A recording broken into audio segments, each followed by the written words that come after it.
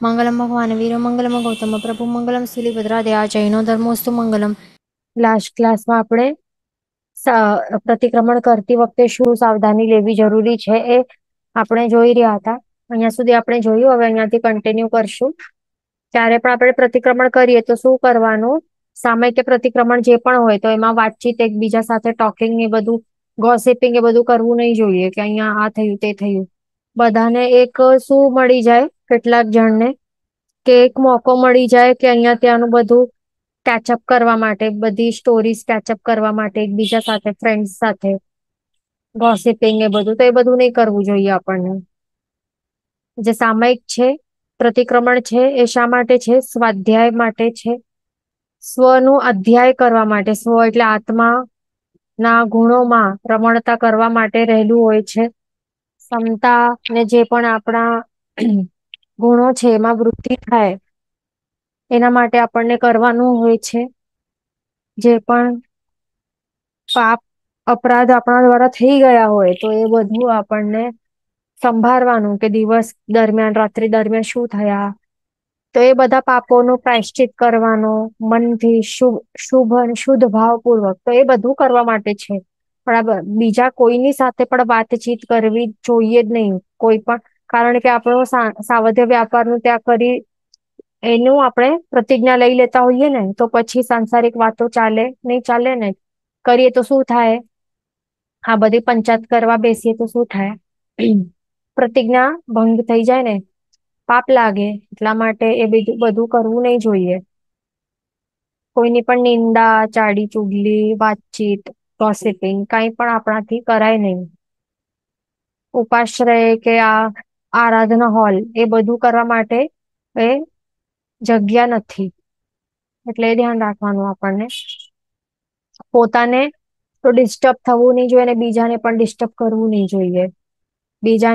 બીજાની ભાવધારામાં જો આપણે અંતરાય નાખીએ તો પછી શું થાય? આપણા પણ અંતરાય કર્મોનું બંધ થાય છે. ધ્યાન રાખવાનું. નેક્સ્ટ પોઈન્ટ છે કે જો શંકા નિવૃત્તિ માટે આપણને જો જવું પડે, એટલે કે લઘુ નીતિ, વડી નીતિ માટે જો જવું પડે તો ક્યારે જવું? પહેલા જ જઈ આવવું. પ્રતિક્રમણ સામયિક કરતા પહેલા જ જઈ આવવું. અને એની વચ્ચે જો આપણને જવું પડે તો 6 આવશ્યક બધા પૂરા થઈ જાય પછી જવું જોઈએ.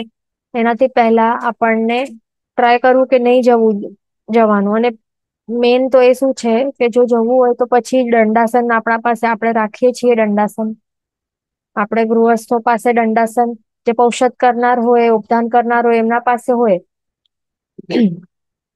પણ જે એ બધું કરતા નથી તો શું દંડાસન લઈને આવતા હોય છે પ્રતિક્રમણ કરવા માટે કે સામયિક કરવા માટે? નથી આવતા ને. તો પછી જો સાંજે જવું પડતું હોય અહીંયાથી ત્યાં ક્યાં પણ, તો પછી દેખાય, પછી જીવો નહીં દેખાય, દંડાસન નો ઉપયોગ તો કરવું પડે ને.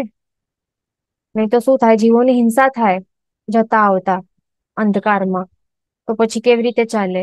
એટલા માટે ફર્સ્ટ ઓફ ઓલ આપણને ધ્યાન રાખવું કે દંડાસન લઈ આવવું, સાથે રાખવું. એ ખાસ ધ્યાન રાખવાનું. ઓકે. અને પછી આપણે એ બધું કરી આવીએ તો પછી પાછો આપણને ઈરાવઈ કરવી પડે. ગમણે સૂત્રપાઠ પણ એ બોલવું પડે. અને પછી પાછો બેસી શકાય છે. એટલે જગ્યા આવીને શું કરવાનું? ઈરાવઈ સૂત્ર એ બોલવાનું, કાવસગ એ કરવાનું અને પછી આ બોલવાનું, ગમણે સૂત્ર. તો એવી રીતે હોય છે. અને જો આપણે આ વાત તો કરી દીધી, જો અહીંયાથી ત્યાં જવું પડે તો કોઈને પણ આડ નહીં પડે એવી રીતે જવાનું. ફોર એક્ઝામ્પલ, હવે અહીંયા સ્થાપનાચાર્યજી ને બિરાજમાન કરેવું છે આપણે, અને બધી પબ્લિક એવી રીતે બેઠા છે, શ્રાવકો, શ્રાવિકાઓ જે પણ છે એવી રીતે બેઠા છે બધા. તો હવે એવી રીતે બધા બેઠા છે. તો હવે આ પર્સનને જવું છે બારે, કેવી રીતે જશે? અહીંયાથી આમ એવી રીતે નહીં ચાલે. પણ કેવી રીતે જવાનું? એને પાછળથી જવાનું, એટલે સ્ટ્રેટ વે મેં. એવી રીતે આ બધા બેઠેલા હોય ને તો વચ્ચે એકદમ સ્ટ્રેટ એવી રીતે જવાનું. તો પછી કોઈને પણ આડ નહીં પડી શકે. રાઈટ? પણ એ આડો અવળો જશે, આમ જશે, તેમ જશે તો શું થાય? આવી રીતે જશે તો આ પર્સન ને આડ આવશે. આ સ્થાપનાચાર્યજી અને આ પર્સન ની વચ્ચેથી જાય છે ને, એટલે એવી રીતે આપણને વિવેક બુદ્ધિ વાપરવાની. ઓકે, એટલે બે જણથી ની વચ્ચે સ્ટ્રેટ સ્ટ્રેટ સ્ટ્રેટ જવું. એવી રીતે બધા પર્સન હોય તો એમ કરીને નીકળી જવું બહાર.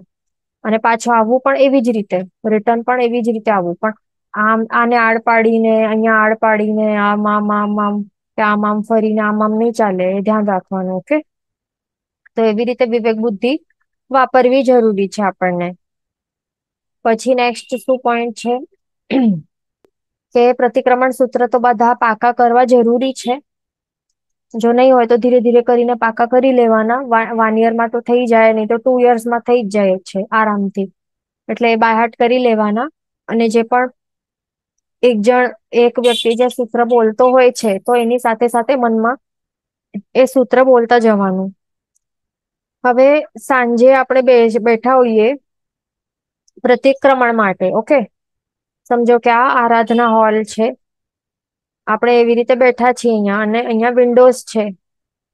વિન્ડોઝ થી અંદર આવે છે, લાઈટ આવે છે.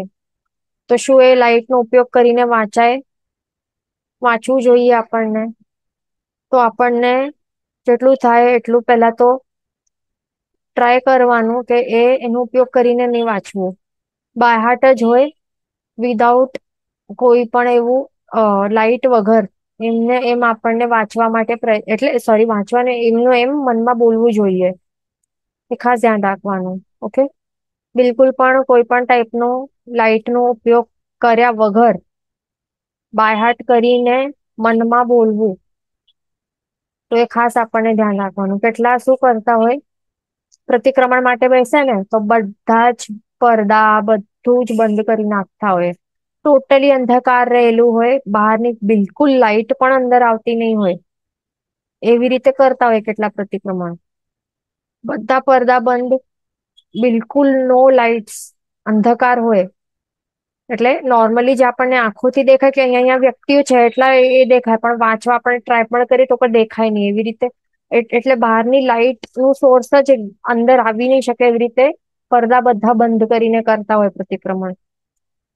તો એવી રીતે થઈ શકે તો એવી રીતે કરવાનું. અને જો લાઈટ્સ આવતી પણ હોય તો એનો ઉપયોગ નહીં કરાય, આપણને નહીં કરવાનું. એ ખાસ ધ્યાન રાખવાનું. ઓકે, ન સવાર ના સાંજ પ્રતિક્રમણ ના સાંજમાં પ્રતિક્રમણમાં, એ આપણને આટલું ધ્યાન રાખવું. સાથે સાથે જો આપણે સૂત્ર બોલતા જઈએ ને, એક વ્યક્તિ ભણાવતો હોય ને સાથે સાથે બધા જ સૂત્ર મનમાં બોલતા જાય સાથે સાથે, તો શું ઊંઘ નહીં આવે. બિલકુલ પણ ઊંઘ નહીં આવે અને જાગૃતિ રહે. નહીં તો કેટલા જણે શું થાય કે અરે શું ચાલી રહ્યું છે એમનું ધ્યાન નહીં હોય. પછી શું આવે, ઊંઘ તો આવે જ ને, પછી કંટાળો આવે.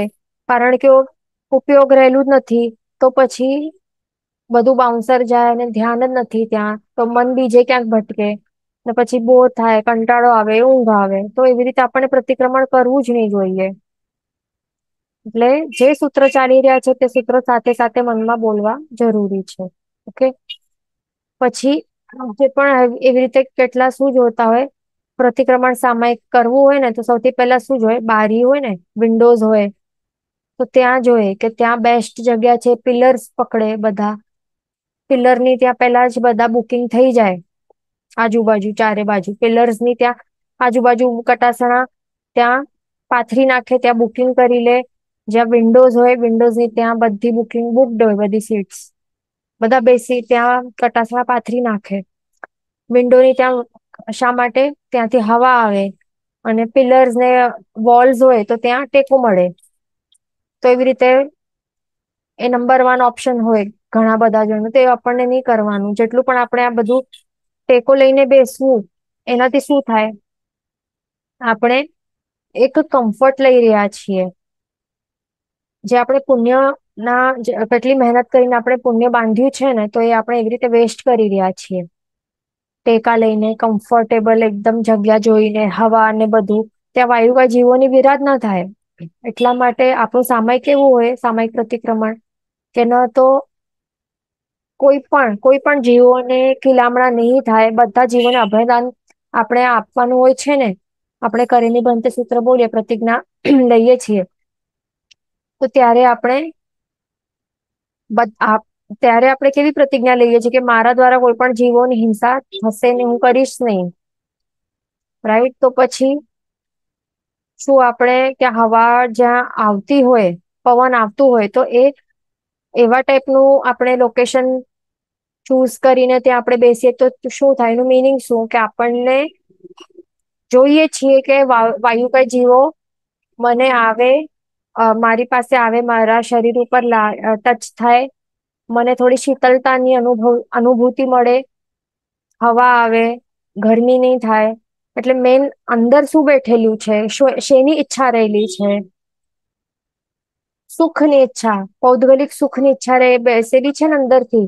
અને એ કોના પૌદ્ગલિક સુખ જે જોઈ રહ્યું છે, આપણને જે હવા જોઈ રહી છે, શીતલતાની અનુભૂતિ જોઈ રહી છે, તો એ કયા જીવો એના કારણે કયા જીવોની હિંસા થશે? વાયુકાય જીવોની હિંસા થશે. બરાબર? એટલે વાયુકાય જીવોની હિંસા કરીને આપણને એક સુખની અનુભૂતિ થશે. તો એનાથી આપણું શું થશે? ક્ષમતાનો લાભ થશે આ સામયિક દ્વારા, કે કર્મોનું બંધ થશે? એ વિચારવા જેવું છે. આપણી પ્રતિજ્ઞા તૂટશે નહીં? તૂટશે ને. એટલા માટે આપણી ચાહના હોવી, બિલકુલ પણ ડિઝાયર કે ચાહના નહીં હોવી જોઈએ કે હવાવાળી જગ્યા જોઈને બેસવાનું, કે પવન આવતો હોય. કારણ એ પવન શું છે? વાયુકાય સચિત વાયુકાય જીવો છે. અને જયારે એ પછી આવે, પવન આવે, તો ત્યારે આપણને કેટલું સરસ ફિલિંગ થાય, હાસ બહુ સરસ જગ્યા. અનુમોદનાની ભાવના આવે ને, અનુમોદનાના ભાવો આવે કે બહુ સરસ, કેટલી સરસ બેસ્ટ જગ્યા જોઈને જલ્દીથી આપણે બેસી ગયા ને, કેટલું સરસ અહીંયા હવા પવન આવે છે. તો ત્યાં અનુમોદનાની ભાવના પણ આવે. તો પછી શું થાય? તો પાપ કરી રહ્યા છીએ, પ્રતિજ્ઞાનો ભંગ કરી રહ્યા છીએ, વાયુકા જીવોની હિંસા કરી રહ્યા છીએ. પ્લસ અનુમોદનાના ભાવો રહેલા છે, હિંસાના અનુમોદનાના ભાવો. એટલે શું થાય? ચીકણા પાપ કર્મોનું બંધ. એટલા માટે શું આપણને ધ્યાન રાખવું કે માત્ર તેવું કઈ જીવોની રક્ષા કે અપકાય જીવોની રક્ષા, માત્ર એમ કે વનસ્પતિ કા જીવોની રક્ષા કે પૃથ્વી કા જીવોની રક્ષા, એટલું જ નહીં, વાયુ કા જીવોની પણ રક્ષા કરવાની છે સામયિકમાં. એટલા માટે એવા બધા આપણને કાર્યો કરવાની જોઈએ. પછી છે આપણે જે વાત કરી છે કે ટેકો લઈને બી શા માટે બેસવું નહીં જોઈએ વોલ્સ ઉપર? કારણ કે આપણે ટેકો લઈને બેસીએ તો શું થાય? આપણને કમ્ફર્ટેબલ ફીલ થાય, સુખની અનુભૂતિ, સુખ અને શાતાની અનુભૂતિ થાય. એના કારણે શું થાય છે? પૌદ્ગલિક સુખ જ મળે છે ને. વોલ ઉપર ટેકો મળે તો પછી શું થાય? આપણને સુખની અનુભૂતિ થાય, સુખ ઉપર રાગ આવે, કમ્ફર્ટેબલ સરસ પૌદ્ગલિક સુખનો આનંદ આપણે માણીએ ત્યાં બેસીને. શું થાય? કર્મ બંધ થાય, પ્રમાદ આવે આપણામાં. રાઈટ? એટલા માટે બધું નહીં કરવું જોઈએ. જે મહેનતથી કમાવેલું પુણ્ય એ આપણે યુઝ ઓફ કરી નાખીએ આવા પૌદ્ગલિક સુખો માટે. આપણને નહીં કરવું. ટટ્ટાર બેસવું જોઈએ વિધાઉટ એની ટેકા. ઓકે, ધ્યાન રાખવાનું. આપણને પ્રમાદી અવસ્થા જે છે ને, એ આપણે છોડતા નથી ને, પ્રમાદ છોડતા નથી. એટલા જ માટે આપણે કઈ ઉપર શ્રેણીનું મંડાણ નથી કરી શકતા. એ તો ઓબ્વિયસ છે કે આ ભાવમાં તો આપણે કોઈ પણ કરી શકવાના નથી શ્રેણીનું મંડાણ. એ અલગ વાત છે. પણ આપણને એટલીસ્ટ શું કરવું જોઈએ? એટલીસ્ટ આપણને અપ્રમત જેટલું થાય એટલું રહેશું, આ ભાવમાં પ્રેક્ટિસ કરશું, એટલું જ શું થશે? આપણામાં અંતરાય કર્મોનું જે અંતરાય કર્મો છે ને, એ હળવા થશે. બરાબર? અને આવતા ભાવમાં આપણને એટલીસ્ટ એવી રીતે આપણને સંયોગો મળી શકશે, મોક્ષની સામગ્રી મળી શકશે, પ્લસ અપ્રમત્તા આવી શકશે, ગુણ સ્થાનકો પર આગળ વધી શકશું. તો એવી રીતે હોય છે. અહીંયા ક્વેશ્ચન છે કે કાય કલેશનું તપ થાય ટેકા વગર થાય કે નહીં? તો જેટલું આપણે શરીર છે એને આપણે કમ્ફર્ટ એ બધું નહીં આપીએ, એને કષ્ટ આપીએ, પણ શા માટે? એક જ ઇન્ટેન્શન સાથે કે હું અશરીરી છું, મારો આત્માનો સાચો સ્વરૂપ અશરીરી છે. તો આ શરીરને સુખ શાતા મળે, તો એના માટે મને પેમ્પરિંગ કરવાનું નથી, આ શરીરને પંપાડવું નથી મને. તો એવા ઇન્ટેન્શન સાથે મોક્ષની અવસ્થા મળે એના એવા ઇન્ટેન્શન સાથે જે પણ આપણે કરીએ એ બધું જેટલું પણ કાયકલેશ કરશું તો એ બધું એ કાયકલેશ તપમાં ગણાય છે. એ ધ્યાન રાખવાનું. એટલે ટેકા વગર આપણે જેટલું બેસશું ટટાર બેસશું તો એ બધું આવશે, કાયકલેશ તપમાં આવશે. એટલે એટલું કર્મની નિર્જરા થશે, આપણામાં અપ્રમત્તતા ની વૃદ્ધિ થશે, પ્રમાદ અવસ્થા ઘટશે, અંતરાય કર્મો એટલા હળવા બનશે. એટલે એ બધું પોઝિટિવ ઇફેક્ટ છે, બેનિફિટ્સ છે આટલા બધા એમાં. તો એ આપણને ધ્યાન રાખવાનું. પછી નેક્સ્ટ પોઈન્ટ છે કે જે પણ આવશ્યક ક્રિયાઓ છે એ બધા સૂત્ર કેવા છે એમના એમ જ કઈ નથી. દરેક સૂત્ર મહાપ્રભાવિક છે. માત્ર એ ઈર્યાવય સૂત્ર દ્વારા કેવલ જ્ઞાન પ્રગટ થઈ શકે છે. બાલ મુનિ અમુત્તાને તો એવા બાલ મુનિને પણ થઈ શકે માત્ર ઈર્યાવય સૂત્ર દ્વારા. એવા ભાવો એમના અંતરમાં પ્રગટ થઈ શકે છે. એ લેવલના કે કેવલ જ્ઞાન પ્રગટાવી શકે છે. એટલે વિચારી શકો કે ઈર્યાવયને જેવું તેવું કે કોઈ પણ સૂત્ર જે આપણને આપ્યા છે ને પ્રભુએ, તો કોઈ પણ સૂત્ર એમનું એમ એવું નથી. એટલે કે એની વેલ્યુને આપણને પરખવી જરૂરી છે. અમૂલ્ય ખજાના જેવા છે. એક એક અક્ષર, એક એક એના શબ્દ છે, એક એક ગાથા છે. એનું ગાથાર્થ સમજવું, એનું ભાવાર્થ પછી સમજવું, એનું વિશેષાર્થ સમજવું, એના અંદર જે ગહન જે ગહેરા અર્થ છે તો એ અર્થ સમજવા આપણને કોશિશ કરતા રહેવાનું છે. જ્યારે આપણે સમજશું ને, જ્યારે એને સાચા અર્થની પ્રાપ્તિ થશે તો ત્યારે આપણો કઈ ઉદ્ધાર થઈ શકશે. તો જ એ લેવલના જે ભાવો જે કર્મનું નાશ કરી શકે છે, ચીકણા કર્મોનું જે નાશ કરી શકે, ત્યારે જ એવા ભાવો પ્રગટ થઈ શકશે. એટલે જે આ સૂત્ર છે એવી રીતે નહીં કરવાનું કે અરે સૂત્ર શું ભણવા આટલા ડિફિકલ્ટ, હવે તો મારા મગજમાં બેસે પણ નહીં, હવે બાયહાર્ટ પણ નહીં થાય, આટલી ઉંમર થઈ ગઈ કે ટાઈમ નથી મળતો, કંટાળો આવે છે. તો એ બધું નહીં કરવાનું. સૂત્ર શું છે? જે તિજોરી હોય ને, અર્થરૂપી તિજોરી છે, એની ચાવી છે.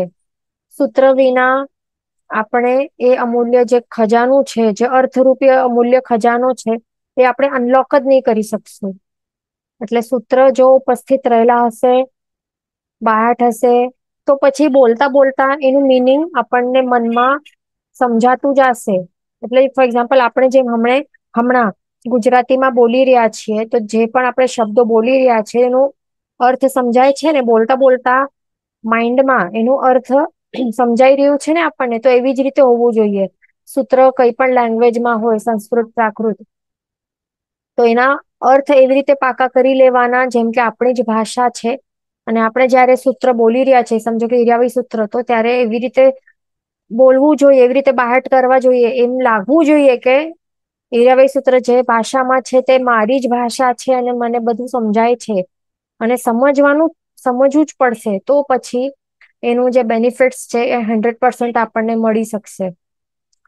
એટલે એવી રીતે એ લેવલ ઉપર એકદમ કડકડાટ એના શબ્દાર્થ કરવું અને એનો અર્થ કરવો. હવે નવકાર મહામંત્ર છે, કેટલું સિમ્પલ અર્થ છે ને એનું, પણ આપણામાંથી કેટલા જણ જ્યારે પણ નવકાર બોલે છે, માત્ર એક નવકાર બોલે છે, તો ત્યારે જયારે બોલતા જાય છે ત્યારે એનો અર્થ સમજીને બોલે છે. એટલે અર્થ સાથે સાથે ચાલે છે માઇન્ડમાં. જેમ જેમ એક એક શબ્દ બોલે છે, સવ્વ પાવપ પણાસણો, તો ત્યારે કેટલા જણને એનો જે અર્થ છે એ માઇન્ડમાં ઉપસ્થિત રહે છે, સાથે સાથે મિનિંગ સાથે સમજીને બોલે છે, જેમ કે પોતાની જ ભાષા છે. તો એ વિચારવાનું છે. આપણ બધાને એ વિચારવા જેવું જરૂરી છે. જો માત્ર નવકાર મંત્રમાં આપણે અર્થ સહિત આપણે નથી બોલી શકતા, તો પછી બીજા સૂત્રોનું શું આપણે બોલતા હશું, રાઈટ?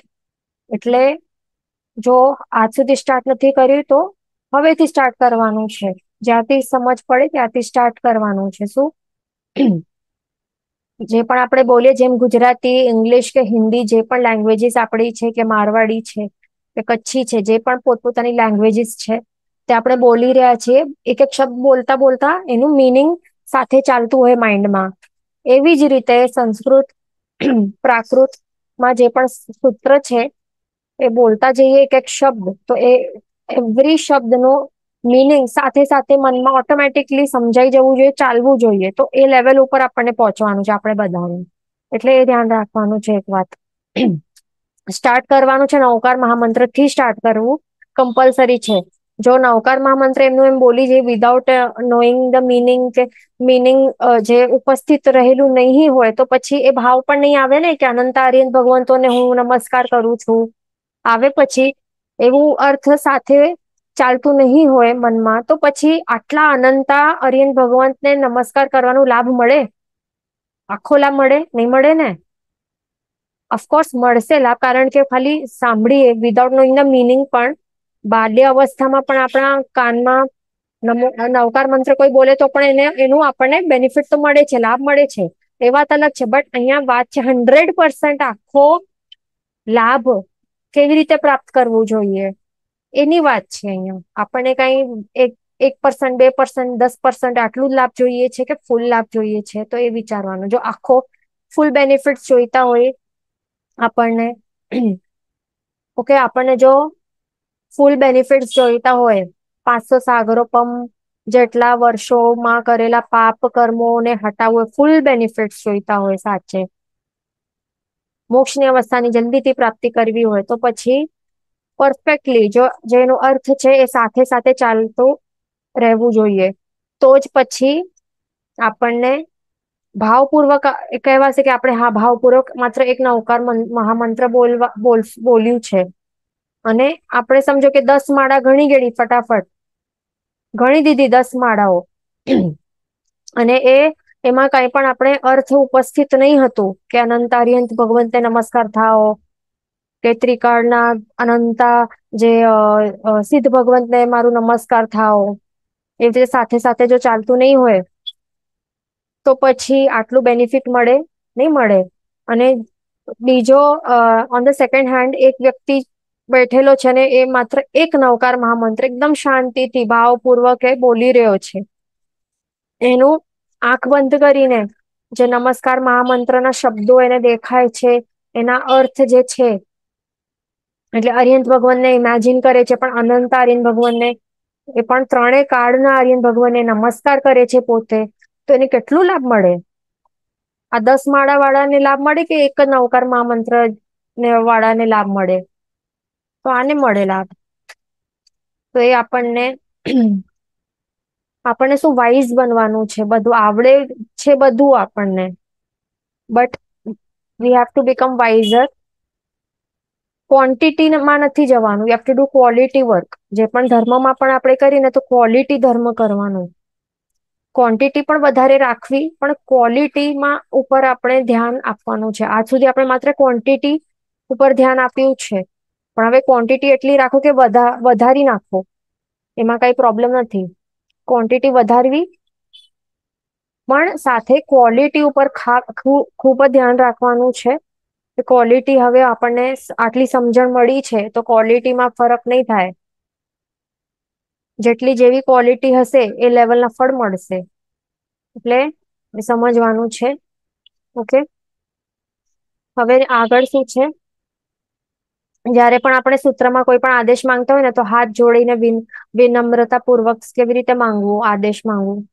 આપણને આદેશ માંગવાનું છે, આપણે કઈ ઓર્ડર નથી આપવાનો. ઓકે, તો જેવી રીતે આપણે જયારે સૂત્ર બોલીએ તો એ આદેશ માંગવાનું એ લાઈન છે. તો કેવી રીતે માંગવું જોઈએ? વિનમ્રતા પૂર્વક, મસ્તક નમાવીને, હાથ જોડીને, વિનંતી કરીને, એવી રીતે. અને જયારે તે ગુરુ ભગવાન જો બિરાજમાન હોય ત્યારે એ આદેશ આપે અને પછી જ એમનો આદેશ સાંભળીને પછી ઉચ્છમ બોલવું. એટલા જ માટે એ ક્યારે ખ્યાલ આવે? અર્થ પાકા હોય તો ખ્યાલ આવે ને, નહીં તો શું ખબર પડે કે આપણે શું બોલી રહ્યા છીએ? પછી યુઝલેસ એવું આવાજ કેઓસ એ બધું નહીં કરવું. આવાજ વાતચીત બધું તો નહીં કરવું. પાંડિત્યનું પ્રદર્શન પણ નહીં કરવું. આપણને એટલે શો ઓફ, સિમ્પલ વર્ડ્સમાં પાંડિત્યનું પ્રદર્શન એટલે કે જો બહુ આવડતું હોય તો શો ઓફ નહીં કરવું ત્યાં. કારણ શો ઓફ શા માટે નહીં કરવું? બીકોઝ એના કારણે આપણા જે કષાય છે, કષાય ચારિત્ર મૌન્ય કર્મ, કયો માન, એ શું થાય? ગાઢ થતું જાય. તો આપણને કષાય હળવા કરવાના છે ને. મંદ કષાઈ, હમણાં તો મંદ કષાઈ બનવું છે, તો આગળ જઈને કષાય રહિત પણ મળશે, એ લેવલ ઉપર પહોંચી શકશું. એટલા માટે એ બધું શોખ બધું એ નહીં કરવું. ઓકે, ધ્યાન રાખવાનું. કારણ કે એનાથી કઈ ફાયદો થવાનું નથી. મેન આપણને કોને બતાડવું છે, કોઈને નથી બતાડવું. આપણને બધાને પોતપોતાના માટે જ કરવાનું છે. એટલે બહારથી બતાડીને કઈ મળવાનું નથી. પણ અંદરથી આપણે જો શુદ્ધ ભાવપૂર્વક કરશું ને, તો વધારે બેનિફિટ્સ થશે, કર્મ નિર્જરા થશે. પણ પાંડિત્યનું પ્રદર્શન કરવાથી કર્મનું બંધ થાય. પછી આત્મશુદ્ધિ માટે ઉત્સાહસભર અંતરથી ક્રિયા કરવી. ઉત્સાહ સહિત કરવી એટલે કે એકદમ ઉત્સાહિત મન હોવું જોઈએ, પ્રસન્ન મન પ્રસન્ન ચિત્ત સાથે કરવું. એક્સાઇટેડ થઈને કરું કે અરે બહુ સરસ ક્રિયા કરવા માટે. એટલે ફોર એક્ઝામ્પલ આપણે ક્યાં વેકેશન માટે ફરવા જઈએ કે કોઈ બીજું એવું કાર્ય કરવા માટે જઈએ તો કેવું એક્સાઇટેડ થઈને આપણે કરીએ. કે કોઈને કઈ ખાવાનું બનાવવું હોય તો એકદમ કોના માટે બનાવવું હોય તો એકદમ ઉત્સાહ સાથે કરે ને. એટલે એવા ટાઈપનું એનાથી પણ વધે એવા ઉત્સાહથી આપણે પ્રતિક્રમણ કરવું જોઈએ. એમ નહીં કે આરે કરવું પડે છે, અરે શું હવે કંટાળો આવશે, 1 કલાક જશે આને તે, તો એનાથી કઈ ફાયદો નથી થવાનો. જો આત્મશુદ્ધિ કરવી હોય તો આપણા ભાવો પણ ઉલ્લાસ વાળા હોવા જરૂરી છે. તો જ પછી એ ક્રિયા કેવી બની શકશે? અમૃત ક્રિયા બની શકશે. એટલે મોક્ષની અવસ્થા માટે કરેલી ક્રિયા, એ પણ આત્માના ગુણોની વૃદ્ધિ માટે કરેલી ક્રિયા, અમૃત ક્રિયા, એ પ્રતિક્રમણે અમૃત ક્રિયા બની શકશે. તો જ પછી એ મોક્ષની અવસ્થા ની પ્રાપ્તિ કરવા માટે હેલ્પફુલ બની શકશે. હવે આગળ આવે છે પ્રતિક્રમણ કરવાની દૃઢતાના દૃષ્ટાંતો. અહીંયા બતાડે છે 3 આવશે, તો એ આપણે સમજી લઈએ શું છે. હવે ફર્સ્ટ દૃષ્ટાંતમાં શું આવે છે કે યુદ્ધ થતા હોય ને, રાજાઓના ટાઈમમાં શું થાય, યુદ્ધ થતા હોય છે. હમણાં પણ વોર ચાલી રહ્યું છે કન્ટ્રીઝ વચ્ચે, રાઈટ? તો એટલે આ કુમારપાળ મહારાજાના ટાઈમમાં શું થયું, તો અર્ણરાજ સાથે જોરદાર લડાઈ, યુદ્ધ ચાલુ થઈ ગયું. અને પછી શું થયું કે કુમારપાળ રાજા જયારે એકદમ જીતવાના જ હતા ને, તો એ વખતે જે પણ એમના સાથીદાર હોય ને, જે મંત્રી કે જે પણ એના અલાયન્સીસ હોય ને, જેમની સાથે પણ એમનો અલાયન્સીસ કરેલા, તો એ બધા એમણે વિશ્વાસઘાત કર્યું. જે એમના વિશ્વાસુ હતા બધા પલટાઈ ગયા, અને સામે વાળા અર્ણરાજ છે એના પક્ષમાં જઈને બેસી ગયા, અને એના સાથે એના સાઈડમાં જઈને ફાઇટ કરવા લાગ્યા અગેન્સ્ટ કુમારપાળ મહારાજ. તો ત્યારે પછી શું થયું કે માત્ર આ બે જ રહ્યા. પછી મહામંત્રી ઉદયન હતા, કુમારપાળ રાજાના આ મહામંત્રી ઉદયન હતા, તો એ બે જ રહ્યા. પણ એ આવા સિચ્યુએશનમાં પણ શું થયું કે જે યુદ્ધ છે લડતા લડતા સાંજ થવા આવી, તો ત્યારે કુમારપાળ રાજાની નજર ત્યાં ગઈ કે અરે આ તો સાંજ થવા આવી છે, અને પ્રતિક્રમણનો એમનો નિયમ હતો. એમના ઘણા બધા સરસ એવા નિયમ હતા. તો એક એવું નિયમ હતું પ્રતિક્રમણ, કે દરરોજ કરવું આવશ્યક છે. આ તો આવશ્યક ક્રિયા છે, તો કરવી જરૂરી છે. તો એમણે સીધો તરત જ બીજું બધું સાઈડમાં રાખ્યું, યુદ્ધ ને બધું. આવા સિચ્યુએશનની વચ્ચે પણ એ તરત જ ત્યાં જે એમની હાથી હતું, હાથી ઉપરથી નીચે બેસીને ત્યાં બેસી ગયા પ્રતિક્રમણ કરવા માટે. એટલે કયા લેવલનું એ કહેવાય કે સંસારિક વસ્તુઓને સાઈડમાં મૂકીને પહેલા ધર્મ, એ પણ પ્રભુની આજ્ઞાને એમને પ્રાયોરિટી આપે છે. તો આવા જીવો, તેઓ જ આગળ વધી શકે ને. પણ આપણે શું કરીએ, એવું સિચ્યુએશન હોય, એક તો હમણાં યુદ્ધ ચાલી રહ્યું છે, અને બીજી તરફ આ પ્રતિક્રમણનું ટાઈમ છે. આપણે શું કરીએ? યુદ્ધ પણ છોડો, યુદ્ધ તો બહુ શું કહેવાય એક્સ્ટ્રીમ સિચ્યુએશન છે.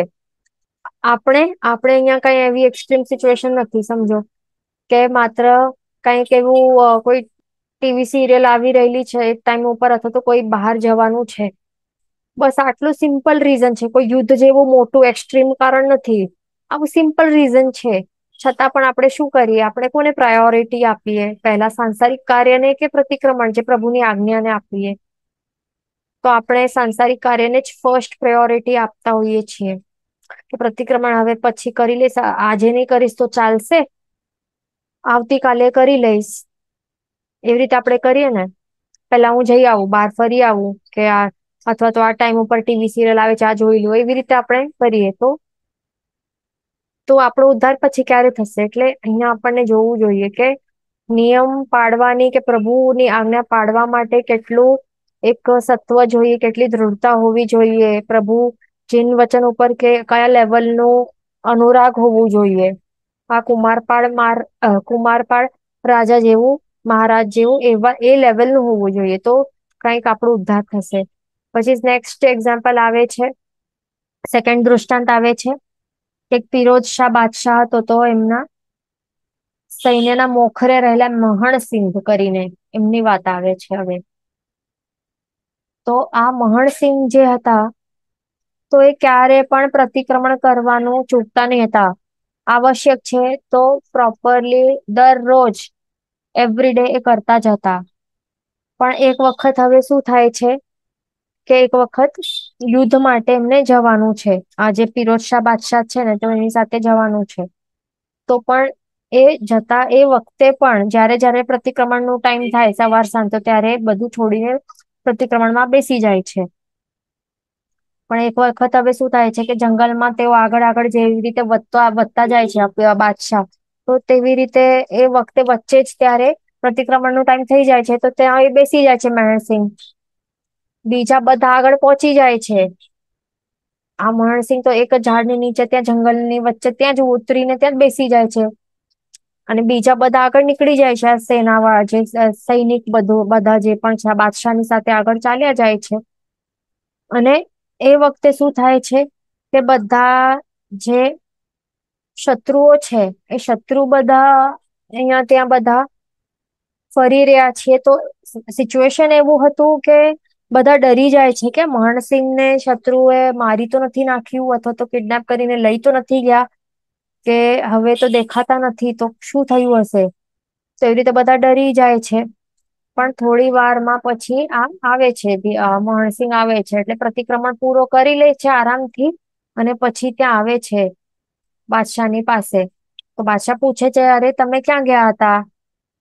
અમે તો ડરી ગયા કે શત્રુએ તો કઈ કરી તો નથી નાખ્યું, મારી તો નથી નાખ્યું, કે અપહરણ તો નથી કરી નાખ્યું. તો આ કહે છે મહણસિંહ કે શું કહે છે, શું જવાબ આપે છે કે ભગવાનની બંદગી કરવાનો સમય થઈ ગયો હતો, તેથી જેથી હું બંદગી કરવા બેસી ગયો. એટલે કે પ્રતિક્રમણ નો ટાઈમ થઈ ગયો હતો અમારો, તો બેસી ગયો. તો પછી આ બાદશાહ કહે છે કે અરે આ શત્રુ સેના કઈ આ શત્રુ તમને કઈ કરી દે તો પછી? તો આ શું જવાબ આપે છે આ મહણસિંહ કે આવી રીતે પ્રતિક્રમણ કરતી વખતે એ સમયમાં સમજો કે કોઈ શત્રુ આવીને મારું ઘાત પણ કરી નાખે, મારી પણ નાખે, તો એનાથી હજી વધુ સારું કામ શું થઈ શકે છે? એટલે કે પ્રભુની ભક્તિ કરતા કરતા વચ્ચે જો પ્રાણ જાય, પ્રાણ પંખે ઉડી જાય મારા, તો પણ કઈ પ્રોબ્લેમ નથી. તો પણ એનાથી સરસ એવું શું થઈ શકે મારી સાથે? તો એમાં પણ એ ખુશ હતો મહણસિંહ. એટલે અહિયાં આવું આન્સર સાંભળીને આ પ્રસન્ન થઈ જાય છે. અને એને બધા સૈનિકોને શું કહે છે કે જયારે પણ બધાને આદેશ આપે છે પ્રતિક્રમણ કરવા બેસવાનું હોય, તો ત્યારે આજુબાજુ એના પછી ધ્યાન રાખવું, બધા શસ્ત્ર લઈને ત્યાં ઉભા રહેવાનું, બધા સૈનિક એનું પ્રોટેક્શન કરવાનું એમનું. તો એવી રીતે આપણને પણ, એટલે આપણું પણ એવું હોવું જોઈએ. એક કોઈ પણ આપણે આ તો પ્રતિક્રમણ છે, કોઈ પણ વ્રત કે નિયમ આપણે કઈ પણ લાઈફમાં કરીએ ને, તો આપણું એવું હોવું જોઈએ કે એ છોડવું નહી જોઈએ. કોઈ પણ સિચ્યુએશન આવે, આ તો સિચ્યુએશન કેવું છે કે કોઈ શત્રુ આવીને એને મારી નાખે, તો તરત જ એ ગળો કાપી નાખે તલવારથી, કે ઉપાડીને લઈ જાય, એટલે શું થઈ શકત ત્યાં એની સાથે? એટલે કઈ પણ પોસિબલ હતું એ વખતે. છતાં પણ એ બધું એમને ખબર હતી, તો પણ એ ત્યાં જ બેસી ગયા. એકલા પડી ગયા તો પણ ત્યાં જ બેસી ગયા, વિધાઉટ એની સૈનિક. એમ નહીં કે સૈનિકોને કીધું કે મારું રક્ષણ કરજો, અહિયાં ઉભા રહેજો, કઈ નહી. એમને તો કેવું હતું કે શરીર ઉપર રહેલું છે રાગનું પણ ત્યાગ કરી નાખ્યું. એટલે સામાયિક એ જોય ને, સમતા એટલે સામયિક, સમતા એટલે કે શું, કે રાગ ન દ્વેષ કરવાનું. તો એમણે સાચે શું કર્યું પ્રતિક્રમણમાં સામાયિકમાં શું કર્યું એમણે? શરીર ઉપર રહેલું જે રાગ છે એને ત્યાગી દીધું, એટલે પ્રોપર એકચ્યુઅલ સંભાવમાં રહીને એમણે કર્યું. તો એવું આપણને પણ કરવાનું. શરીર ઉપર રહેલું જે પણ રાગ હોય એ બધું ત્યાગીને વૈરાગ્ય ના ભાવો લાવીને આપણને સમભાવ લાવીને આપણને કરવું જોઈએ ટાઈમ ટુ ટાઈમ. તો આપણો ઉદ્ધાર થઈ શકશે. પછી નેક્સ્ટ થર્ડ વાળું કયો છે દૃષ્ટાંત અહીંયા? એક દિલ્હીના દરબારમાં રહેલા એક સુશ્રાવક ની વાત આવે છે કે કંઈક એવું નાનું એવું ગુનો થઈ ગયું હશે, એના કારણે આ જે દિલ્હીના દરબાર વાળું જે પણ બાદશાહ હશે એને શું કર્યું? એને જેલમાં પૂરી નાખ્યું, બધી હાથ પગ બધા બાંધી નાખ્યા. શેકલ્સ હોય ને, જંજીરો હોય તો એનાથી બાંધી દીધું. પણ એને હવે તો કોઈ ટેન્શન નહીં હતું કે બધું આવી સિચ્યુએશન આવે તો બધા શું કરે? હાય હોય કરે. ત્યારે મને ઘરમાં જવું છે, કમ્ફર્ટ, હવે બધું કમ્ફર્ટ જે છે એ મારાથી ચાલ્યું ગયું, મારા પરિવાર વાળા અને યાદ આવે છે આને તે. પણ એમણે બીજી કઈ ચિંતા નહી હતી. એને એક ચિંતા હતી કે જે પ્રતિક્રમણ જે છે ને એ મારું કેવી રીતે હવે થઈ શકશે? એક જ ચિંતા હતી બસ, કે હવે પ્રતિક્રમણ કરવાનું તો છે, પણ હવે કરીશ કેવી રીતે? હાથ પગ બાંધી દીધા છે. તો એના માટે પછી હવે એ શું કરે છે કે જે ત્યાં રહેલું હોય ને જેલર, તો એ જેલર ને કહે છે કે માત્ર 2 ઘડી માટે, એટલે કે પ્રતિક્રમણ માટે 2 ઘડી જ લાગે ને, માત્ર 48 મિનિટ્સ, તો આટલા ટાઈમ સુધી જંજીરો કાઢી નાખ, તો તને હું રોજ એના બદલામાં એક સોના મોહર આપીશ. તો આવી રીતે એ જયારે પણ પ્રતિક્રમણ કરવાનું હોય, સવાર સાંજના બંને પ્રતિક્રમણ એક એક સોના મોહર આપે છે. આ જે પણ જેલર હોય કે જે હોય એ રક્ષક, તો એને આપે અને આપતો જાય છે, અને એ પ્રતિક્રમણ કરવા આપે છે. જંજીરો ખોલી નાખે છે અને એવી રીતે પ્રતિક્રમણ કરવા આપે છે. એવી રીતે તો આવી સિચ્યુએશનમાં પણ એને બીજી કઈ ચિંતા નથી. એટલે રાગ એને ન તો પરિવાર ઉપર છે, ન સંસારિક કમ્ફર્ટ ઉપર એને રાગ છે, ન એને શરીર ઉપર રાગ છે. માત્ર એને શું છે? ન એને સંપત્તિ ઉપર રાગ છે. એ સંપત્તિને પણ ત્યાગી નાખવા માટે રેડી છે પ્રતિક્રમણ માટે. તો અહિયાં વિચારવું જોઈએ કે હવે આ એક સિચ્યુએશન છે. આપણને વિચારવું કે આપણે જયારે પણ આપણને પ્રભાવના મળતી હોય, ઓકે, તો આપણને સમજો કે પ્રભાવના નહીં મળે, આપણે પ્રતિક્રમણ કરી લઈએ કે સામયિક કરી લઈએ, પછી કેટલા જણ પ્રભાવના આપતા હોય, ઓકે, તો આપણને એ વખતે સમજો કે રહી ગઈ હોય પ્રભાવના કે નહીં મળે, તો પછી શું થાય? કેવા ભાવો આવે? કેટલાક ને નહીં આવે, કેટલાક ને પણ આવી શકે છે એવા ભાવો કે અરે મને નથી મળી, તો નહીં મળી તો નહીં મળી, રહી ગઈ તો રહી ગઈ. આપણને એ પ્રતિક્રમણ કે સામયિક કર્યું એના બદલામાં શું, એક જે પણ પ્રભાવના છે બસ એનાથી આપણને સંતુષ્ટિ થઈ જશે, એટલે એના બદલામાં આપણને એ જોઈએ છે. એટલે રાગ છે સંપત્તિ ઉપર, નહીં ને? એવું નહીં હોવું જોઈએ. સમજ્યા ને? એ સિચ્યુએશનમાં. અને અહીંયા ઉલટો સિચ્યુએશન છે કે પ્રતિક્રમણ કરવા માટે એ સોના મોહર આપવા તૈયાર છે. એક પ્રતિક્રમણ માટે એક સોના મોહર આપવા તૈયાર થઈ ગયો છે. એટલે કયા લેવલનું વૈરાગ્ય ભાવ છે, કયા લેવલનું સંભાવ છે. તો એ લેવલના જે ભાવો છે આપણામાં આવશે ને, તો જે બધું સફળ થશે. જે પણ આરાધના સાધના કરશું ને આટલા મહેનતથી, સામાયિક પ્રતિક્રમણ કે તે પણ, તો આપણને એ સફળ થશે અને એનું બેનિફિટ્સ, જે લાભ છે, એ મળી શકશે. કર્મોની નિર્જરા એનું લાભ છે, આત્મકલ્યાણ એનું લાભ છે, આપણા આત્માના ગુણોની વૃદ્ધિ એ એનું સાચો ફળ છે. તો એ મળી શકશે, નહીં તો એ નહીં મળે. એટલા માટે આપણને સમજવું જરૂરી છે કે એ સંપત્તિનું મૂલ્ય વધારે છે કે સામાયિક એક પ્રતિક્રમણનું મૂલ્ય વધારે છે. એટલે સિમ્પલ છે કે સંપત્તિ કઈ નથી, એ પૂતગલ છે, મૂલ્યવાન છે. પ્રભુની આજ્ઞા પાડવી, પ્રતિક્રમણ કરવું એ વધારે મૂલ્યવાન છે. તો આવા લેવલની જે પ્રતિજ્ઞા એને આવી રીતે પાડી છે, આ જે સુશ્રાવક છે, આવા સિચ્યુએશનમાં પણ એ પાડે છે. આખી એને જે સોનામોર આપીને, તો એને જયારે ખ્યાલ આવે છે ને આ બાદશાહને, તો ત્યારે એ ખુશ થઈ જાય છે અને એને મુક્ત કરી નાખે છે. એટલે કે આવી રીતે આપણને લાગે કે શું ફળ મળતો હશે સામાયિક પ્રતિક્રમણ, તો અહીંયા દેખાય છે કે એને તરત જ જે એના કર્મો હશે તો એ તૂટી ગયા, કે બંધનમાં રહેવા માટે જે કર્મોનું ઉદય આવ્યું હશે ને એ તૂટી ગયા હશે અને એને પછી આઝાદી મળી જાય છે. તો એવું પ્રતિક્રમણનું આવું મહત્વ છે કે માત્ર આપણા જ નહીં પણ જે અન્ય ધર્મ વાળા પણ એની ખૂબ પ્રશંસા કરે. તો એવા લેવલનું જે આ જીન આજ્ઞા ને આપણું આ બધું ધાર્મિક ક્રિયાઓને ભાવો એવા છે એ લેવલના છે.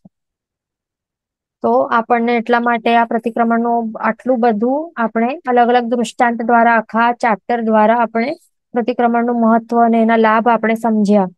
તો હવે આપણને શું કરવું જોઈએ? શ્રાવક કુળને વાળવા, પાપનો નાશ કરવા, પ્રતિદિન પ્રતિક્રમણ કરવા માટે આપણને પ્રયત્ન કરતા રહેવાનું છે, મહેનત કરવાની છે. ઓકે. અને જો થઈ શકે તો ઉપાશ્રય કે આરાધના હોલ છે એમાં જઈને કરવું. સંઘમાં સમૂહમાં આ કરવું તો એનાથી લાભ ઘણો થાય છે. એટલે કે એક પર્સન કરે તો એને એટલું લાભ મળે. જો બે કરે તો એને 2 જણ સાથે કરે ગ્રુપમાં તો એને શું મળે? 11 ગણું ફળ મળે. જો 3 જણ કરે તો મલ્ટીપ્લાઈડ બાય આટલું ફળ મળે. તો એવું હોય જેટલા જેટલા વધતા જાય નંબર્સમાં તો એટલું એટલું ફળ એનું વધતું જાય છે. સમૂહમાં કરીએ ને આપણે આવી ઉત્તમ ક્રિયા કોઈ પણ આપણે સારી એવા સુકૃત આપણે કોઈ પણ કરીએ સમૂહમાં ધાર્મિક ક્રિયા કઈ પણ કરીએ તો એનો લાભ આપણને મલ્ટીપ્લાઈડ બાય જેટલા પર્સન છે એટલા ટાઈમ્સ થાય. પ્લસ ભાવો ઉપર છે. આપણી ભાવોની પણ વૃદ્ધિ થાય. આપણને લાગે ને કે અરે આ કેટલા બધા સંઘમાં તો બધા ટાઈપના જીવો હોય ને. કોઈક તપસ્વી હોય કે કોઈક બહુ જ્ઞાની પર્સન હોય કે કોઈક વૃદ્ધ હોય કોઈક અલગ અલગ ટાઈપના બધા આવતા હોય. શ્રાવકો હોય, શ્રાવિકા હોય, કોઈ એવા વ્રત નિયમ વાળા હોય, કોઈક બહુ ભક્તિભાવ કરતા હોય તો બધા જોઈને આપણને અહોભાવ જાગે કે કેવી રીતે કેટલી સરસ રીતે આ કરી રહ્યા છીએ. તો એવી રીતે આપણા ભાવોની પણ વૃદ્ધિ થાય અને લાભ પણ વધે છે. અનુમોદના ભાવો પણ વધે આપણામાં. તો એવી રીતે આપણને સમૂહમાં ટ્રાય કરવું કે સમૂહમાં કરવું. નહી તો એટલીસ્ટ જે જઈ નહીં શકતો તો એટલીસ્ટ શું કરવાનું? ઘરમાં જે પણ કરતા હોય તો એ પણ કરી શકે ઘરમાં પણ શું કરવાનું કે એકલું નહીં કરવાનું. પરિવાર વાળા જે પણ ત્યાં પ્રેઝન્ટ હોય બધાને પ્રેરણા આપીને બધાની સાથે બેસીને કરું તો બહુ મજા આવે. એવી રીતે કે એક દિવસે એક વ્યક્તિએ પરિવાર વાળા એક વ્યક્તિ એ સૂત્ર બોલ્યા, બીજા દિવસે બીજો બોલે. પછી શું થાય? આજુબાજુ વાળા જે રહેતા હોય પાડોશી એમને પણ કહેવાનું કે આવી જાઓ અમે પ્રતિક્રમણ કરી જશે ચાલો સાથે કરીએ. તો એવી રીતે બિલ્ડિંગ વાળા સાથે બેસીને કરી શકે. તો એવી રીતે કાંઈ પણ કરી શકાય છે. ઓકે. તો એ રીતે આપણે પ્રતિક્રમણનું જે આ ટોપિક છે આપણે કમ્પ્લીટ થાય છે. હવે ટોપિક નંબર 6 ઉપર આવશું આપણે. ટોપિક નંબર 6 સ્ટાર્ટ થાય છે જૈન ઇતિહાસના કથા પ્રસંગો. તો આ આપણું જે સમરાદિત્ય કેવલી ચરિત્ર છે એ કન્ટિન્યુ થાય છે હવે. ગુણસેન અગ્નિશર્માથી આપણે જેનોલોજી પાર્ટ 1 માં સ્ટાર્ટ કર્યું હતું પહેલો ભાવ. પછી ભાઈ જેનોલોજી પાર્ટ 2 માં બીજો ભાવ આવ્યો. હવે આ ચેપ્ટરમાં ત્રીજો ભાવ આવશે. ટોપિક છે માતાનું ભોજન, જાલિની અને શીખી. તો હવે આપણે સ્ટાર્ટ કરશું આ શું છે. હવે આપણને આ સ્ટોરીથી આપણને શું સમજવાનું છે? આ ચરિત્રથી સમરાદિત્ય કેવલી ચરિત્રથી ઘણું બધું શીખવા મળશે. મેન એક પોઈન્ટ આપણે હાઈલાઈટ કરવા જેવું છે કે આપણે કોઈ પણ જીવ સાથે રાગ દ્વેષના જો ગાઢ સંબંધો રાખશું ને તો ભવો ભવ એ ચાલતા રહેશે. દ્વેષના સંબંધો હશે, રાગના સંબંધો હશે તો શું થશે? ખાસ તો એવા દ્વેષ કે રિવેન્જ વાળા આપણે ભાવ રાખશું ને કોઈના ઉપર તો એ ભવ ચાલશે સાથે અને એમની સાથે સંબંધી આપણે એના જે રિલેશન વાળા બનશું. એક્ઝામ્પલ માટે આપણે કોઈ એકદમ દુશ્મન જેવો લાગે છે આપણને ઓકે કે આ પર્સને મારું બહુ ખરાબ કર્યું છે તો એને જો મારા પાસે શક્તિ હોય તો એને હું કંઈક ને કંઈક રિવેન્જ લઈશ. બરાબર રાઈટ ટાઈમ આવશે તો ત્યારે એની સાથે બદલો લઈશ. બરાબર બતાડીશ એને. તો એવા ટાઈપના ભાવો હશે ને આપણામાંથી કોઈના પણ કોઈ બીજા ઉપર રિવેન્જ વાળા કે બદલા માટે તો યાદ રાખવાનું છે કે આ સ્ટોરી ધ્યાનથી સમજવાની છે. આ માત્ર આ ગુણસેન અને અગ્નિશર્મા માટે એમના સાથે જ આવો ઇન્સિડન્સ થાય છે એ બધું એમના માટે નથી, એમના ઉપરથી આપણને સમજવાનું છે કે આપણા સાથે પણ આવું થઈ શકે છે. એટલે શું થઈ શકે છે કે જેના ઉપર બહુ રિવેન્જ વાળા ગુસ્સા વાળા ભાવો હોય ને તો એના જ સંબંધી બનવું પડે આવતા ભાવમાં.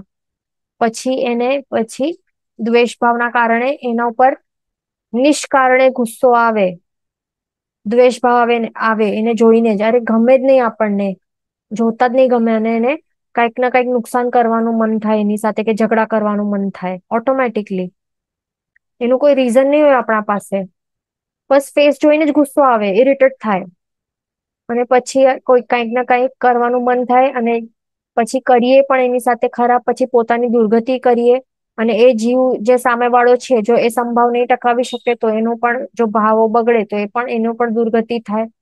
વેરની પરંપરા એવી રીતે વધતી જાય, ભવો એવી રીતે ચાલતું જાય. શું આ જોઈએ છે આપણે? પ્લસ ભવ શું એના જ સંબંધી બનવું પડે, એના જ પિતા કે એના જ પુત્ર એ જ આપણી માતા બને, એ આપણો પુત્ર કે એ આપણો પિતા બને, તો એવી રીતે ચાલતું જાય.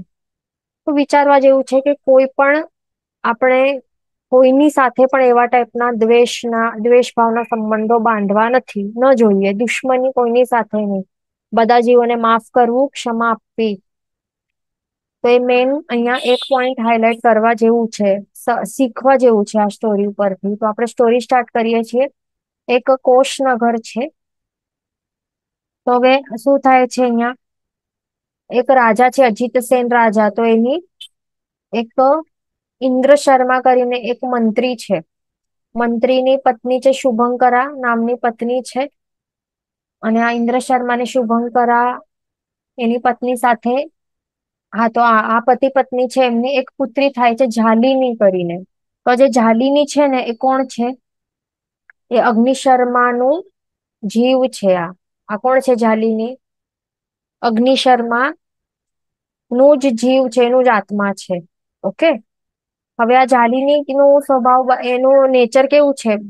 બહારથી ભલે રૂપાળી છે છતાં પણ ઈર્ષ્યાળુ છે. ઓકે. જેલસ સ્વભાવ છે એનું. હવે આ શું કરે છે? એના જે પિતા છે ઇન્દ્ર શર્મા મંત્રી, એ બીજા મંત્રી છે. બીજા મંત્રીનું નામ છે બુદ્ધિસાગર મંત્રી.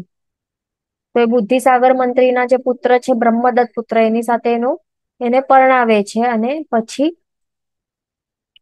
શું થાય છે? એક પુત્રનો જન્મ થાય છે. અને પુત્ર કોણ?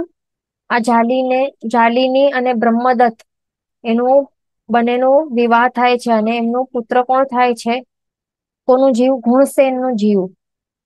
એટલે આ અગ્નિ શર્મા નો જીવ છે, આ માતા બને છે અને એનું પુત્ર ગુણસેન નું જીવ બને છે. એનું નામ રાખે છે શિખી. પણ હવે થાય શું છે? જયારે એ આવે છે ને એના ગર્ભમાં, તો ત્યારે સપનામાં એક પૂર્ણ કુંભ દેખાય છે. પૂર્ણ કુંભ એટલે કે એક શુભ સ્વપ્ન કહેવાય છે.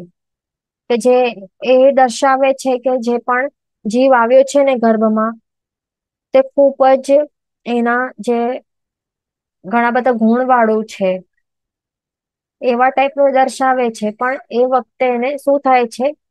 ઘણી બધી વેદના થાય છે ને જોરદાર.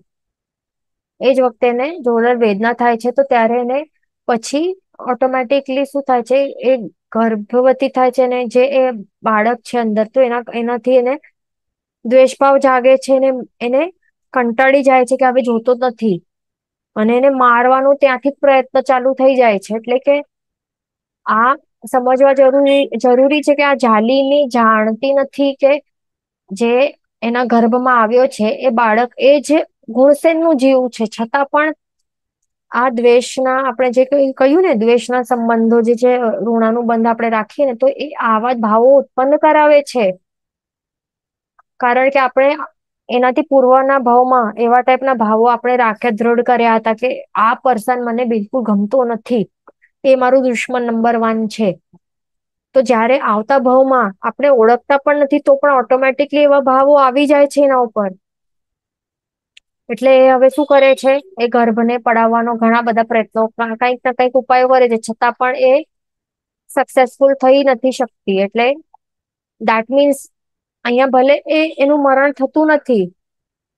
આ શીખી એટલે જે આ ગુણસેનનું જે જીવ છે એને ગર્ભમાં એનું આયુષ્ય બળવાન છે, પણ એ મારવાના પ્રયત્ન કરે છે તો એને ત્રાસ તો થતું જ હશે ને. એને કેટલી પીડા થતી હશે. એટલે ત્યાંથી જ ગર્ભમાં રહીને જ અહીંયા, એટલે સંસારનું ખેલ કેવું છે, ગર્ભમાં આવ્યો ત્યારથી જ આવી રીતે એના સાથે શું થાય છે, એને મારવાના પ્રયત્ન ચાલુ થઈ જાય છે, છતાં પણ હવે સક્સેસફુલ થઈ શકતી નથી. એના જે પતિ છે આ બ્રહ્મદત્ત, તો એને ખ્યાલ આવી જાય છે અને પછી એ બધું એટલે શું એ એવા એવા ટાઈપના સર્કમસ્ટાન્સ ક્રિએટ કરે છે કે એને પ્રોટેક્ટ કરી શકે એના બાળકને, કે ક્યાંક જન્મ થઈને પછી ફેંકીને કે ફેંકી ન દે ક્યાંક જઈને આવીને આ જાલીની, કે મારી નહીં નાખે. તો એના માટે બધા જે પણ કરવું જોઈએ એ બધું કરે છે. દાસીઓને બધાને એ કહી રાખે છે. પછી એક સારા દિવસે આ જે જાલિની એ જન્મ આપે છે પુત્રને.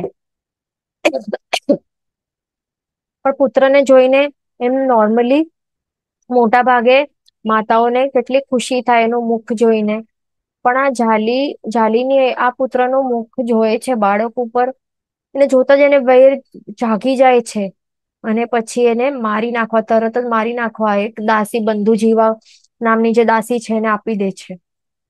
હવે આવું આ લાઈફમાં પણ આપણે ઘણા બધા એવા ઇન્સ્ટન્સીસ સાંભળ્યા હશે ને, કે કોઈક માતા એવી રીતે જન્મ આપે પુત્રને ત્યાં ફેંકી દે ક્યાંક, કોઈને આપી દે, કોઈકને વેચી કાઢે, તો એવી રીતે કરતા હોય ને. આ આરામાં પણ કેટલું બધું આપણે સાંભળ્યું છે. તો એ શા માટે કરતી હોય એ માતાઓ? આપણને લાગતું હશે કે એવી કેવી માતાઓ છે, પણ એ શા માટે એવું કરતા હશે? એજ છે આન્સર, આ જ છે કે પૂર્વ ભાવના એવા ટાઈપના દ્વેષ ભાવ રહેલા હોય ને, તો ત્યારે કોઈ પણ બાળક હોય એ જન્મ થાય એ જાણતું પણ નથી, એ પર્સન, એ માતા જાણતી પણ નથી કે પૂર્વ ભાવ ના એના સાથે કઈક વેરભાવ રહેલું છે, એ જાણતું પણ નથી. એ જે માતા છે જાણતી પણ નથી, પણ છતાં પણ જે એવા બાંધ્યા છે ને એવા દ્વેષના સંબંધો, એના કારણે ઓટોમેટિકલી એવા ભાવો જાગી જાય, દ્વેષ ભાવ તરત જ જાગી જાય. અને પછી એ દાસીને આપી દે છે. પણ હવે બ્રહ્મદત્તે પહેલાથી જે બધું સ્ટાર્ટિંગથી જે બધા સેટિંગ કરી રાખી હતી બધા દાસીઓને, કે આ બધું આ જાલીની કઈ કરવાની છે, તો એવું કઈ કરશે તો પછી મને આવીને રિપોર્ટ કરવાનો. તો એવી રીતે આ બંધુ જીવા દાસી એ અહીંયા ત્યાં ક્યાંક મારી નથી નાખી કે ફેંકી નથી નાખતી, પણ એ બાળક છે એના પિતા બ્રહ્મદત્તને સોંપી દે છે. અને હવે શું આગળ થશે એ નેક્સ્ટ ક્લાસમાં આપણે કન્ટિન્યુ કરશું. જેન વચન વિરુદ્ધ બોલાય તો મિચ્છામિ સર્વ મંગલ માંગલ્યમ સર્વ કલ્યાણ કારણમ પ્રધાનમ સર્વધર્માણમ જયમ જયતિ શાસનમ પ્રણામ.